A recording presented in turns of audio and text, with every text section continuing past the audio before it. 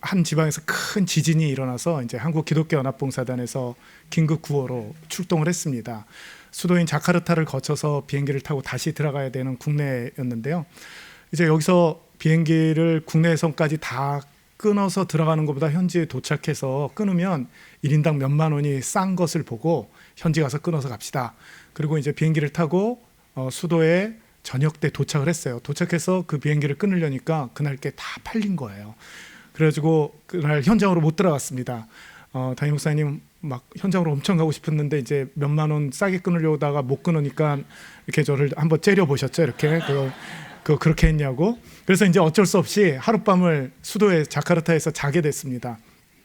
저희가 이제 입고 있는 조끼를 보더니 현지에 있는 큰 기업의 상사원이 우리 회사에서 머무는 호텔이 여기 바로 옆에 있는데 가서 얘기해 줄 테니까 저렴한 가격에 우리가 할 수 있는 가격으로 들어가서 주무시라고. 그래서 갔습니다.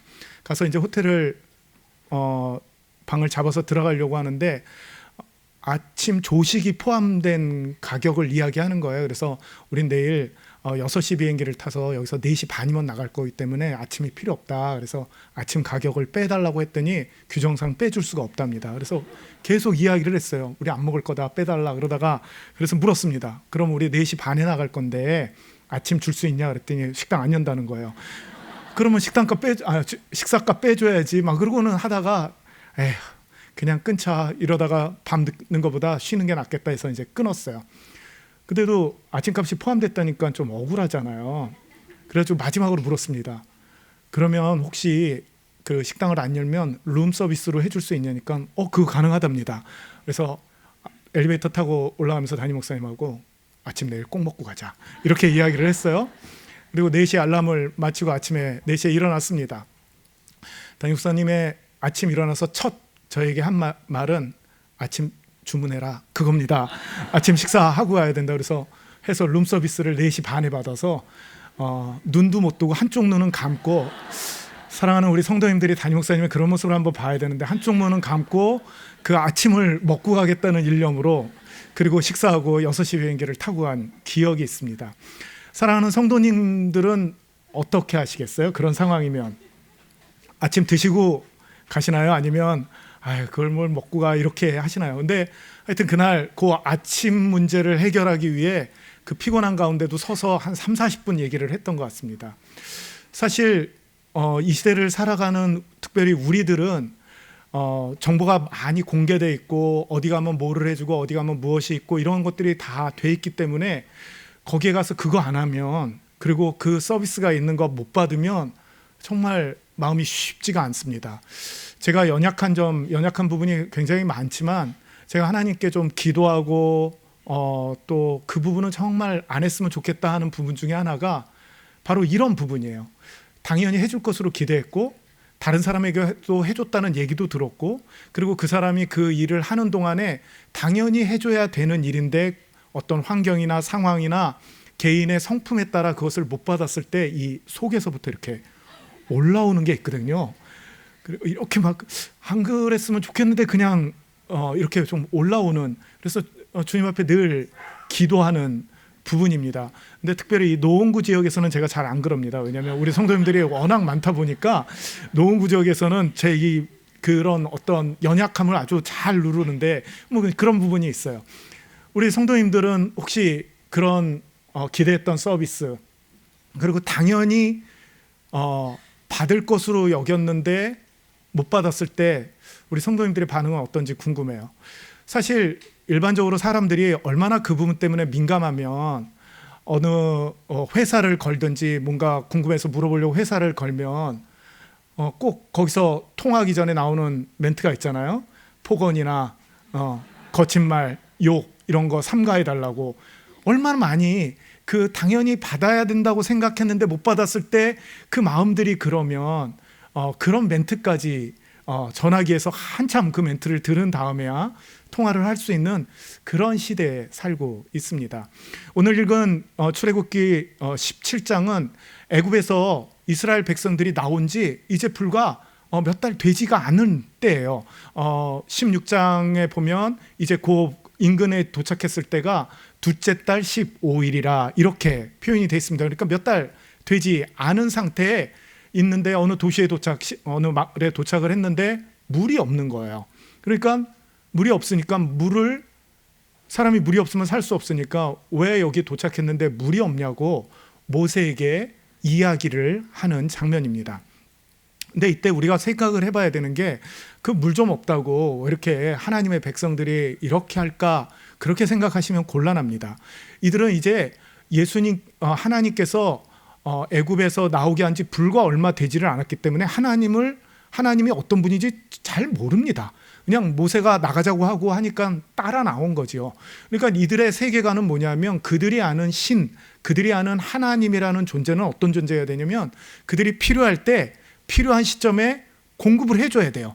그러니까 애굽에서 이집트에서 사는 동안도 다신주의였잖아요. 여러 신을 섬길수록 좋은 거예요. 신이 많을수록 좋은 거예요. 그 신 중에 어떤 신이라도 우리가 필요한 거 공급해주고 도와주면 되니까 이 신 했다가 저 신 했다가 이 신 했다가 저 신 했다가 그럼 마음대로 그렇게 옮겨 다니는 그런 세계관, 세상을 바라보고 삶을 바라보는 그런 습관에 젖어 있는 그런 상황이었습니다. 그런 백성들이다 보니까 이제 나온 지 얼마 안 됐는데 인간에게 필요한 사람이 살려면 가장 기본적인 물은 당연히 있어야 되는데 그 물을 주지 않는 거예요.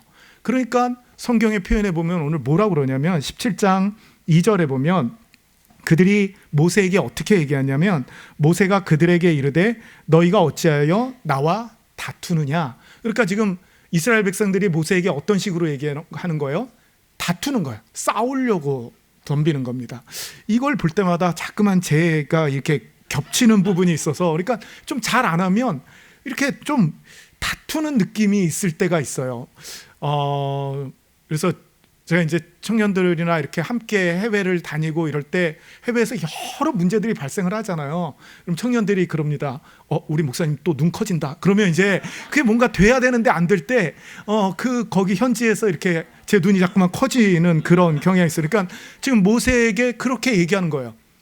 다투는 거죠. 3절에 보면 어떻게 되냐면 3절에 보면 모세에게 대하여 원망하여, 그러니까 이스라엘 백성들이 그들의 기본적인 필요가 채워지지 않으니까 다투려고 하고 원망의 어투로 이야기를 합니다. 사랑하는 성도 여러분, 우리도 알지만 어떤 일을 해결하는 데 있어서 상대편이 다투려고 하거나 원망의 어조로 얘기하면 마음이 굉장히 불편하고 힘들죠. 근데 이스라엘 백성들이 지금 모세에게 그렇게 접근을 하고 있는 겁니다. 근데 이렇게 하는데 이게 얼마나 조금 격하게 얘기했냐면 모세가 하나님께 아를 때 하나님 조금 있으면 그들이 저를 치겠어요. 저 죽을 것 같아요. 그러니까 굉장히 흥분된 상태로 이야기를 하는 거지요. 그러나 우리는 사실 충분히 이해를 하고 봐야 합니다. 왜냐하면 이제 그들이 사는 세상, 그들이 살았던 세상, 이거는 일반적인 거예요. 왜냐하면 신들이 계속 공급을 해줬어야 되고 그리고 그것에 대해서 공부 안 하면 다른 신으로 옮기려고 하고, 그러니까 이렇게 얘기하는 것은 하나님께서 얘기하는 건 그건 너에게 대해서 하는 게 아니라 나에게 대해서 하는 얘기다. 그렇게 이야기를 하시죠. 그러니까 그런 부분에 있다 보니까 우리의 필요를 안 채워주면 여호와 하나님이 우리 누군지 모르고 이제 다른 신으로 갈아타겠습니다 하는 그런 의미가 이 가운데 들어있어요. 근데 참 재밌는 게요, 하나님이 이 얘기를 지금 이 물과 관련돼서 불평 다투는 이야기를 하는데 하나님이 야단을 치지 않습니다. 사랑하는 성도 여러분, 우리가 생각해보면 구약 성경을 이렇게 보다 보면 우리가 움찔움찔하는 이유가 백성들이 말만 안 들으면 하나님이 내가 너 가만두지 않겠다, 뭐 이런 얘기를, 내가 너를 치겠다, 징벌하겠다, 이런 얘기를 하시는데 이 17장의 물과 관련해서도 그렇고 16장의 만나와 관련돼서도 하나님이 그런 이야기를 하지 않으세요. 왜 그러냐면 이제 나온 지 얼마 안 돼서 모르기 때문에 하나님께서 이제 이 훈련을 시키는 과정이거든요. 그래서 만나와 관련돼서 그 바로 앞장에 16장 4절을 보면, 우리 한 장만 성경 넘기면 되니까 16장 4절을 한번 우리 같이 한번 읽어볼까요? 16장 4절입니다. 시작.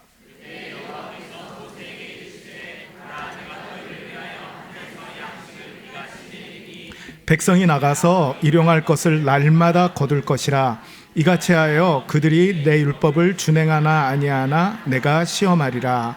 그러니까 만나를 내리겠다는 이야기를 하면서 뭐라고 그러시냐면 내가 그들이 내 율법을 준행하나 아니하나 내가 시험하리라. 이 얘기는 쉽게 얘기하면 훈련시키겠다는 거예요. 그들의 사고방식, 생활방식, 세상을 바라보는 그 눈들을 이제 바꿀 텐데 내가 그들이 준행하나 준행하지 않나 훈련을 시키겠다, 바꾸려고 한다, 이렇게 얘기하는 겁니다. 사랑하는 성도 여러분, 우리 하나님 앞에서 훈련 받으시는 또 저와 여러분들 되기를 축복합니다. 근데 우리는 훈련이라고 하면 성경 공부하고 그리고 제자 양육반하고 뭔가 이렇게 하는 것에 대해 초점이 많이 맞춰져 있는데 실제로 그것보다는 훈련은 바로 이거예요. 하나님 말씀대로 하는지 안 하는지, 이게 최고의 훈련입니다. 그래서 축복하기는 시간이 있을 때 성경 공부, 제자 양육반 하시길 축복합니다. 그렇다고 그거 못했다고 난 훈련을 못 받는 사람이야, 절대 그렇게 생각지 않아도 돼요. 주일날 설교를 듣거나 평소에 말씀을 읽다가 하나님이 이런 걸 원하시는구나, 그거를 하면 어때요? 그게 훈련하는 거예요. 하나님의 말씀대로, 하나님의 뜻대로 훈련하는 제일 좋은 훈련입니다. 제가 언젠가 우리나라에서 꽤 크고 그 훈련을 잘 시키기로 유명한 교회에서 재난구호는 어떻게 하는지 강의를 해달라고 해서 가서 강의를 했습니다. 평일 오전인데 수백 명이 강의를 와서 그 강의를 들었어요. 그리고 강의를 이제 한 2시간 하고 끝마치고 담당했던 목사님하고 점심 식사를 하는데 목사님이 이런 얘기를 합니다. 이렇게 강의 듣거나 뭐 훈련한다고 하면 이렇게 평일날도 많이 나옵니다. 열심히 대단합니다. 그런데 막상 긴급 재난구호 가자 그러면 아무도 나오지 않습니다. 그러니까 우리는 그 자체가 훈련이라고 그러는데 정말 훈련은 뭐냐면 하나님 말씀대로 해보는 거예요. 이게 최고의 훈련이에요. 그런 의미에서 사랑하는 성도 여러분, 하나님 앞에서 열심히 훈련하는 은혜가 있기를 축복을 합니다. 훈련 받으면 좋아요. 그러니까 하나님께서 준행하나 아니하나 훈련을 시키겠다고 얘기를 하시는 거예요. 왜 시켜요? 이제 그들의 삶의 방식들을 눈을 바꿔주려고 하는 거예요. 기존의 삶의 방식에서 이제 세상을 보는 다른 눈이 있고 다르게 사는 그런 방식을 바꿔주려고 하는 겁니다. 그러니까 여기 이 만나와 관련해서도 하나님이 말씀하셨어요. 매일매일 필요한 거 가져가라. 그 다음날 거 챙기지 마라. 그렇게 얘기했는데 어때요? 그들이 삶의 방식이 애굽에서 먹고 사는 게 엄청 중요했기 때문에 있을 때 잘 챙겨야 되죠. 물 들어올 때 노를 열심히 저어야 되는 거예요. 그런 사고방식에 있으니까 어떻게 해요? 첫날 만나가 내릴 때 며칠 거 다 갖고 오죠. 그리고 하루 먹었어요. 그 다음날 걷어놓은 거 먹으려고 그랬더니 어때요? 다 벌레 먹어서 못 먹게 됐어요. 또 그 다음날 나갔습니다. 또 낼 것까지 다 해야지. 열심히 걷었어요. 그날 먹었는데 그 다음날은 또 못 먹어요. 그렇게 몇 번 경험을 하면서 하루 것만 걷어오면 되겠구나. 그러다가 안식일이 됐습니다. 안식일에는 그 전날 이틀치를 걷으라고 이야기를 했죠. 그런데 사람들이 이틀치를 걷어놓고도 그 안식일 날 어때요? 성경에 보면 또 나가봐요. 근데 아무것도 없어요. 거둘 게. 어떤 면에서 그 다음 주 안식일에 또 나가봅니다. 거둘 게 없어요. 이런 과정을 거치면서 안식일에 나가는 것보다 그냥 편히 말씀대로 쉬는 게 정답이구나, 이렇게 해서 쉬기 시작합니다. 그런 걸 염두에 두면 오늘 이 무리 없는 과정에서도 하나님이 뭐를 하시기를 원해요? 그들에게 훈련을 시켜서 하나님이 어떤 분이신지를 알게 하는 과정으로 오늘 이 과정도 사용을 하시는 거예요.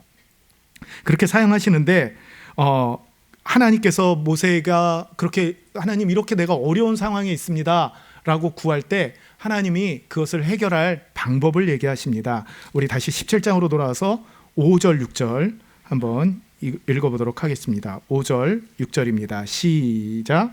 여호와께서 모세에게 이르시되 백성 앞을 지나서 이스라엘 장로들을 데리고 나일강을 치던 지팡이를 손에 잡고 가라. 내가 호렙산에 있는 그 반석 위 거기서 내 앞에 서리니 너는 그 반석을 치라. 그것에서 물이 나오리니 백성이 마시리라. 모세가 이스라엘 장로들의 목전에서 그대로 행하니라. 아멘.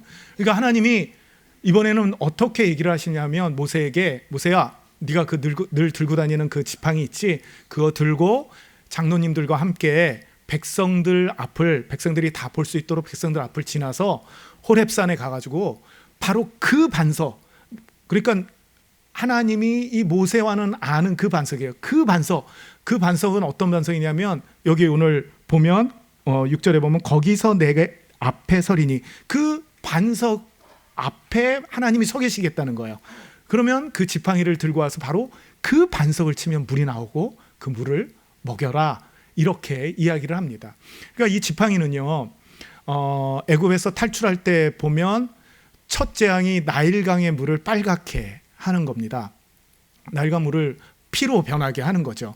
그럴 때 이 지팡이를 쳐서 첫 재앙을 시작을 합니다. 그리고 이 지팡이가 또 명확하게 드러나는 게 언제냐면, 애굽을 나와서 홍해를 앞에 두고 그 애굽의 군대가 추격해 올 때 홍해를 가를 때 그 지팡이를 높이 들지요. 그러니까 이 지팡이는 하나님의 능력의 상징이에요.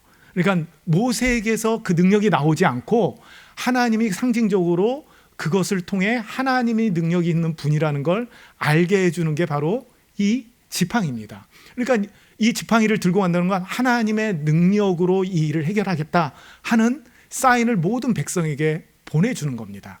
그래서 바로 그 반석, 거기에 하나님이 서 계셨고, 그리고 그 앞에서 모세가 그 하나님의 능력의 상징인 지팡이로 반석을 칠 때 거기서 물이 나온 것으로 백성들이 먹습니다. 근데 한번 여러분 생각을 해보세요. 오늘 이렇게 해서 물을 마셨어요. 이제 나온 지 얼마 안 됐어요. 근데 우리가 신앙생활 조금 하신 분들은 다 알지만 앞으로 40여 년을 이 광야에서 생활을 해야 됩니다. 보통 학자들이 아무리 안 됐어도 어린아이, 아녀자 다 포함하면 한 200만 명 될 거라고 이야기를 합니다. 200만 명이 오늘 나온 물을 계속 수로를 연결하면서 갈 때마다 물을 연결해가지고 갈 때마다 그렇게 해서 200만 명이 먹일 수 있었을까요? 그건 불가능해요. 그건 가능하지 않습니다. 그래서 이 반석과 관련해서 신약 성경은 이 뜻이 무엇인지 얘기를 해줘요. 그게 고린도전서 10장 4절에 나와 있습니다. 제가 10장 4절을 한번 읽어보겠습니다. 다 같은 신령한 음료를 마셨으니, 그러니까 이스라엘 백성들이 마신 물이 신령한 음료라는 거예요. 그러니까 여기서 이 신령한 음료는, 이 음료를 마시면 막 신령해지고 막 병이 낫고 이런 뜻의, 그런 성경이 신령하다는 건 그런 의미가 아니라 하나님이 해주신 것, 이런 의미입니다. 그러니까 하나님이 해주신 것. 그래서 신령이란 단어가 나오면 뭐 우리가 옛날에 하는 것처럼 산신령 이런 쪽으로 가시면 안 되고, 하나님이 해주신 것, 이렇게 생각을 하시면 돼요. 그러니까 다 같은 신령한 음료를 마셨고, 이거는 하나님이 준비하시고 하나님이 해주신 음료를 마셨다. 다 같은 신령한 음료를 마셨으니 이는, 이렇게 마신 것은 그들을 따르는 신령한 반석으로부터 마셨음에, 그들은 누구냐면 이스라엘 백성이죠. 그들을 따르는 신령한 반석으로부터, 그러니까 이 하나님이 준비한, 하나님이 만드신, 하나님이 예비한 반석이 그들을 따라다니면서 물을 주셨다는 거예요. 이스라엘 백성들을 따라다녔다는 거예요. 그래야 광야에서 200만 명이 40년 동안 먹을 수 있는 겁니다. 그렇지 않으면 마실 수가 없어요. 그러니까 고린도전서에서 분명히 얘기하는 건 뭐냐면, 그 신령한 반석, 하나님이 준비한 반석이 그들을 따르며 물을 공급했다는 거예요. 이는 그 반석은 곧 그리스도시라. 그러니까 그 구원자 되시는 그 그리스도, 예수 그리스도께서 이미 그때 이스라엘 백성들에게 구원자로서 그들이 가는 곳마다 물을 마실 수 있도록 해주셨다는 겁니다. 그래서 사랑하는 성도 여러분, 우리가 신앙생활을 하고 하나님께서 평안케 하시면 우리에게 생기는 오해가 있는 게 뭐냐면, 어느 순간에 그래도 내가 신앙생활을 잘했고 하나님의 의를 늘 따르고 하나님 잘 섬기려고 애쓰니까 하나님이 복을 주시는구나, 이렇게 생각할 수 있어요. 맞는 말이기도 해요. 그런데 원래는 그게 아니라, 원래 본질은 뭐냐면요, 그들을 하나님이 구원의 반석이신 예수 그리스도께서 따라다니시는 거예요. 그래서 물을 공급하시는 거예요. 그 40년 그 광야 생활 동안. 그래서 우리가 잘 아는 시편 23편 마지막 절에 보면 이렇게 되어 있습니다. 내 평생에, 우리가 다 아는 거예요. 내 평생에 선하심과 인자하심이 반드시 나를 따르리니 그러니까 우리는 우리가 하나님의 선하심과 인자하심, 그 하나님의 은혜를 쫓아야 된다고 생각하는데, 성경은 뭐라고 그러냐면 내 평생에 선하심과 인자하심이 반드시 나를 따르리니, 그러니까 하나님의 선하심과 인자하심이 우리를 쫓아다니는 거예요. 그래서 내가 영원히 그 집에 거할 것이다. 하나님의 집에 계속 거할 수 있는 근거는 하나님의 선하심과 인자하심이 우리를 계속 따라다니기 때문에 그렇거든요. 이 광야 생활에서 이스라엘 백성들에게 물을 먹이신 분은 그들을 따르는 신령한 반석으로부터 나온 거예요. 그들을 따라다녔단 말이에요, 이 물이. 그렇기 때문에 40년 동안 이들이 걱정 없이 물을 마시고 그리고 만나를 먹고 생활하고 그 시기를 넘기고 지날 수 있게 된 겁니다. 사랑하는 성도 여러분, 그래서 성경은 지금 여기에 있는 이 반석을 그리스도라 칭합니다. 구원자가 그렇게 해주셨다는 거예요. 하나님이 준비하신 그 구원자로 말미암아 물을 마시고 살았다는 겁니다. 그래야 40년을 살 수가 있는 거죠. 사랑하는 우리 성도 여러분, 이스라엘 백성들은 그 필요를 채워지는 신으로 생각한 그 존재가 안 하면 계속 바꿨습니다. 그리고 그들은 그들의 필요를 그들의 때에 맞춰서 공급하지 않으면 그건 신이 아니었습니다. 하나님도 오늘 이스라엘 백성들에게 물을 공급합니다. 그런데 그냥 공급하는 게 아니라 신령한 반석, 구원자이신 그리스도를 통해 공급하시는 걸 경험케 하는 거예요. 그러니까 이걸 경험을 한 이스라엘 백성들이 바뀌기 시작합니다. 물론 우리가 후반부에 이제 보면 때로 그 하나님 앞에 범죄하고 이러는 것 때문에 징벌을 받고 이러지만 그거는 이제 예수 그리스도를 아는 가운데 하나님이 더 경고케 하시는 과정이죠. 근데 이 구원자를 안 이스라엘 백성들이 바뀝니다. 그 증거가 오늘 8절부터 있는 말씀입니다. 8절에 보면 그때 아말렉이 와서 이스라엘과 르비딤에서 싸우니라. 이름도 어려운 아말렉이라는 군대가 와서 이스라엘과 싸우는데 어디서 싸우냐면요, 어디서 싸워요? 8절에 보니까 오늘 처음 이제 어려운 단어를 익숙지 않은 지명을 얘기하는데 르비딤에서 싸웁니다. 근데 이 르비딤은 1절에 보면 알겠지만 이스라엘 자손이 온 회중이 여호와의 명령대로 신광야에서 떠나 그 노정대로 행하여 어디에 장막을 쳤어요? 그러니까 이 물이 없던 장소와 아말렉과 전쟁하는 장소는 똑같아요. 근데 전쟁을 합니다. 전쟁은 물이나 당장 먹을 식량이 없는 것과는 근본적으로 다릅니다. 긴장감이 훨씬 더하고요. 사람이 살고 죽는 문제이고 본인들이 보는 앞에서 피가 튀기고 사람의 생명이 끊어지고 잔인하고 그 육체가 찢어지는 모습을 봐야 되는 이 물과 양식이 잠깐 없는 것과는 비교할 수 없는 긴장감이 있고 그리고 힘든 시간입니다. 근데 이스라엘 백성들이 이때 아무도 불평하거나 모세에게 다툼을 하지 않습니다. 오히려 모세가 명령한 대로 여호수아는 군대 장관이 되고 그리고 그가 착출한 군인들은 나가서 전쟁을 하고 모세는 위에 올라가서 지팡이를 들고 기도하고 있고 그 지팡이의 기도하며 등팔이 내려오면 아론과 훌이 옆에서 그 팔을 들면서 함께 기도하고 더 힘드니까 돌 갖다가 여기 앉으십시오 해서 함께 기도하는 장면이 나오며 승리를 합니다. 그러니까 이게 가능한 이유는 구원자 예수 그리스도, 그 신령한 반석 대신 예수 그리스도의 그 그림자, 그 모습을 보았기 때문에 이제 그들의 생각과 사고가 하나님이 원하시는 쪽으로 자꾸만 바뀌어 나가는 과정에 있기 때문에 그렇습니다. 사랑하는 성도 여러분, 지금처럼 어려운 시기에 공동체로 나와서 예배드리는 여러분 잘 하시는 겁니다. 잘 하시는 거예요. 그런데 우리가 예배드릴 때 마음은 조금씩 다를 수 있습니다. 오늘도 교회 가서 좋은 말씀 듣고 와서 그래 착하게 살아야지, 좋게 살아야지 이렇게 생각하는 분들도 있고요. 주일학교에 아이들만 보내는 부모님들도 있어요. 가끔 들어보면 그 부모님들이 이렇게 얘기합니다. 그래도 애들이 하나씩 종교는 가져서 어디 교회에서 나쁜 얘기 하겠습니까? 잘 크라고 그러고 잘 살아야 된다고 이런 얘기하니까 애들이 그렇게 크면 좋겠습니다. 이런 얘기를 해요. 근데 근본적으로 사실은 우리가 의지하는 우리가 믿는 하나님은 그걸 원하시는 건 아니에요.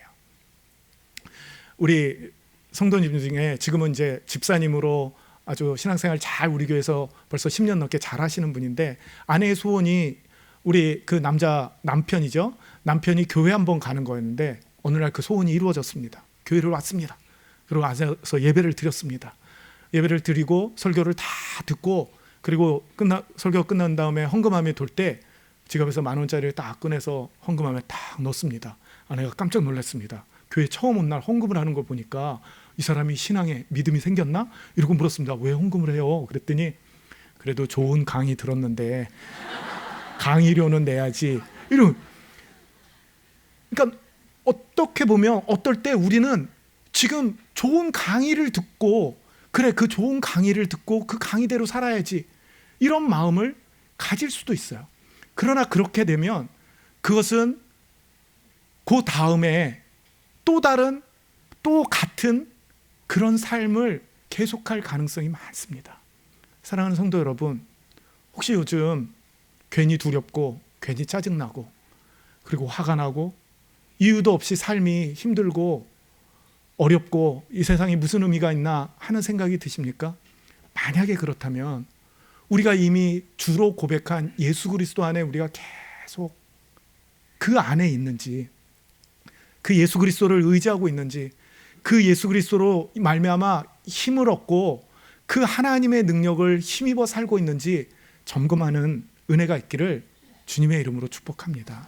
왜냐하면 우리가 그렇게 예수 그리스도를 구주로 받아들이고 했어도 살다 보면 어떨 땐 내 능력으로 내 힘으로 잘 되는 것 같고, 그리고 하나님이 필요 없이, 하나님 없이도 살아갈 수 있겠다 하는 그런 마음이 들 때도 있거든요. 그러나 만약에 그런데 우리의 마음이 그렇고 하다면 우리 한번 체크를 해볼 필요가 분명히 있습니다. 왜요? 이스라엘 백성들에게 하나님이 주신 건 단순한 물이 아니었어요. 구원자, 성경에 있는 대로 신령한 반석 대신 예수 그리스도를 그들에게 주심으로 인해 그들의 눈과 생각과 방법과 그리고 어떻게 살 건지에 대한 분명한 방향 전환을 원하셨던 겁니다. 제가 대학교 때 교회를 처음 나가서 어느 날 예수님을 영접하고 제 삶이 바뀌었습니다.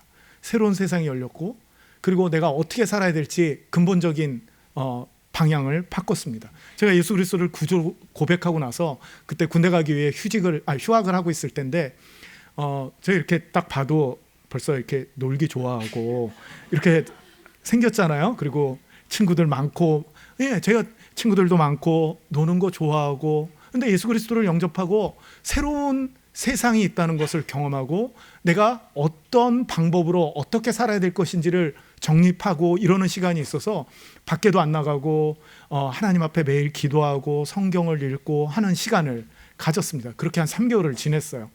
이 친구들이 대체 이석진은 어디가 있냐 뭐 이러고 이제 하다가 연락이 돼서 제가 친구들 모임에 나갔습니다. 여전히 늘 만나던, 지금도 기억합니다, 대학로에 있는 한 호프집에 친구들하고 쫙 모였습니다. 제가 들어갔습니다. 묻습니다. 500cc? 이러고 묻습니다. 근데 제가 먹지 않겠다고 이야기를 했어요. 그리고 이제 앉아서 야, 너 대체 뭐 어떻게 지낸 거야? 뭐 이렇게 얘기하겠죠. 제가 얘기했습니다. 나 세상을 달리 살기로 했어. 나 예수님을 믿기로 했어. 그리고 그러다 보니까 술은 먹기가 싫네. 그랬더니 이제 친구들이 웅성웅성합니다. 네가 나한테 어떻게 그럴 수 있어? 너 때문에 내가 술을 마시기 시작했는데 뭐요? 여러 가지 이야기들이 있죠. 여러 이야기가 있어요. 그중에 한 친구가 이렇게 얘기합니다. 석진아, 종교는 그런 게 아니야. 종교는 계속 다니면서 돌을 닦고 그 내면 안에 그런 것들을 쌓고 이러면서 점점 나아가는 거지. 예, 맞는 말이에요. 그런데 그래서 제가 그 자리에서 얘기했습니다. 내가 경험한 예수님은 분명히 그렇게 해서 천천히 바꾸시기는 또 하는 분이지만 예수님을 나의 구주로 고백할 때 그의 삶이 송두리째 바뀔 수밖에 없는 분이셔. 그래서 뭐 그날도 여전히 논쟁이 많은 가운데 뭐 이야기는 끝났습니다. 사랑하는 성도 여러분, 우리가 오늘 모여서 좋은 얘기, 좋은 교제, 이거는 예수 그리스도 안에 있으면 따라오는 것이지 이것이 본질은 아니에요. 그렇기 때문에 우리에게 있는 이 놀라운 예수 그리스도를 우리가 함께 고백함으로 인해서 오늘 그 신령한 반석 되신 예수 그리스도를 본 이 이스라엘 백성들이 그 무서운 전투 가운데서도 하나가 되어 그 상황을 이기고 하나님을 의뢰할 수 있는 건 예수 그리스도를 만났기 때문입니다. 그 그리스도를 고백했기 때문이에요. 그래서 축복합니다. 이미 이 가운데 우리 성도들은 다 예수 그리스도를 고백하고 그분께 내 삶을 의탁한다고 고백한 분들이지만, 혹시 이 가운데 아직 그렇지 않다면 이 예수 그리스도를 나의 구주로 고백해야 합니다. 그러면 우리의 삶이 바뀝니다. 우리의 능력에서 하나님의 능력으로, 우리의 방식에서 하나님의 방식으로. 그래서 기존에 했던 것보다 훨씬 더 풍성한 삶이 우리 안에 있다는 것을 경험하고 발견할 수 있는 은혜가 우리에게 생깁니다. 사랑하는 성도 여러분, 우리가 때로는 신앙이 어리거나 신앙을 막 시작했을 때처럼, 오늘 이스라엘 백성들처럼 이럴 때 우리는 옛날 방식 그대로 내가 당연히 받아야 되고, 그리고 당연히 했으니까 누릴 수 있는 서비스를 못 받는다고 투덜거리고 원망하고 다투는 소비자였는지도 모릅니다. 그래서 그 소비자였을 때, 그 소비자로 사는 이스라엘 백성은 7절처럼 이렇게 얘기합니다. 맨 끝에 7절 끝에 부분에 보면 여호와께서 우리 중에 계신가 안 계신가 하였습니다. 그러니까 하나님을 소비하고 사는 사람들은 하나님이 당연히 내 필요를 채워야 되기 때문에 내 필요가 채워지지 않으면 그가 계신가 안 계신가 하는 질문을 합니다. 그러나 구원자 되신 예수 그리스도를 경험하면 그 다음엔 예배자로서의 삶을 삽니다. 그가 기도하는, 또는 여호수아처럼 전쟁에 나가서 싸우는, 그 군대가 되어 싸우는 그 각자의 역할에서 하나님이 그 구원자 되신 예수 그리스도를 내게 주심으로 오늘 이 자리에서 내가 어떻게 살아야 될지를 고민하는 예배자의 삶을 삶으로 하나님이 공급하시는 것을 함께 누리며 기뻐할 수 있습니다. 사랑하는 성도 여러분, 저는 소망하기를 하나님과 예수님을 우리의 소비자의 입장에서 빨리 주세요, 서비스 안 하면 있나 안 계신가, 그리고 다투고 원망하는 그런 것이 아니라 예수 그리스도로 말미암아 우리가 예배자의 삶을 사서, 특별히 우리 교회가, 그리고 한국 교회가, 세계 교회가 한 공동체로 예배자의 삶을 살 때 그 풍요로움과 기쁨이 얼마나 클지 한번 상상해 보시기 바랍니다. 사랑하는 성도 여러분, 우리는 소비하러 이 곳에 나온 것이 아닙니다. 그래서 때로 교회에 나왔을 때 아직 신앙이 연약한 분은 교회 와서도 여전히 소비자의 삶을 삽니다. 왜 이건 안 됐어요? 왜 이건 이렇게 해요? 왜 이건 이렇게 불편해요? 예, 불편하죠. 우리가 이 좁은 공간에서 주일마다 모이는데 뭐 편한 게 어떤 게 있겠어요? 다 불편하죠. 그러나 우리가 예배자의 삶을 살 때 불편함을 서로 채워주려고 하고, 함께 기뻐하고 함께 격려하고 위로함으로 한 공동체를 이루어 우리가 이 땅에서의 전투에 살아남을 수 있는 힘과 능력을 하나님께 공급받을 수 있습니다. 사랑하는 성도 여러분, 우리 오늘 분명히 고백했으면 좋겠습니다. 이 신령한 반석 대신 예수 그리스도가 우리에게 있습니다. 이 고백을 할 때 하나님의 놀라운 능력이, 그 능력이 우리를 통해 드러나고, 그러므로 인해 하나님이 영광 받으시는 삶을 우리가 계속 살 수 있습니다. 저는 축복하길 우리 성도들이 소비자가 아닌 예배자의 삶을 사는 그 은혜가 평생 되기를 축복합니다.